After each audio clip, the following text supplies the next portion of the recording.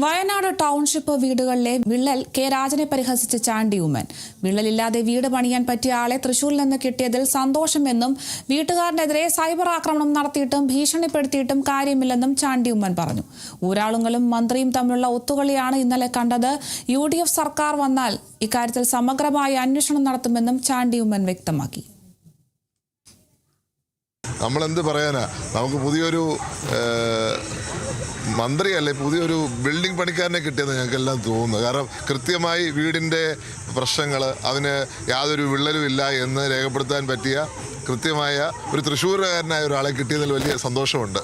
ആ വീട്ടുകാരൻ എന്ത് പറഞ്ഞു നമ്മളെല്ലാം കണ്ടയാ, ഞങ്ങളാരും പറഞ്ഞതല്ല. ആ വീട്ടുകാരൻ പറഞ്ഞു ഇവിടെ വിള്ളലുണ്ട്. അത് ഊരാലുങ്കലിൻ്റെ ആൾക്കാർ വന്ന് മാർക്ക് ചെയ്തതാണ്. അപ്പോൾ ഇവർ തമ്മിൽ നേരത്തെ ഒത്തിട്ടുള്ള പരിപാടിയാണ്. ഇത് മാർക്ക് ചെയ്ത് വെക്കുമെന്ന് നേരത്തെ പറഞ്ഞു വെച്ചു, മാർക്ക് ചെയ്ത് വെച്ചു, എന്നിട്ട് വന്ന് വായിച്ചു കളഞ്ഞു. അതല്ലേ യാഥാർത്ഥ്യം. സത്യം മറച്ചു വെക്കുവാൻ എത്ര സൈബർ ആക്രമണം നടത്തിയിട്ടും കാര്യമില്ല.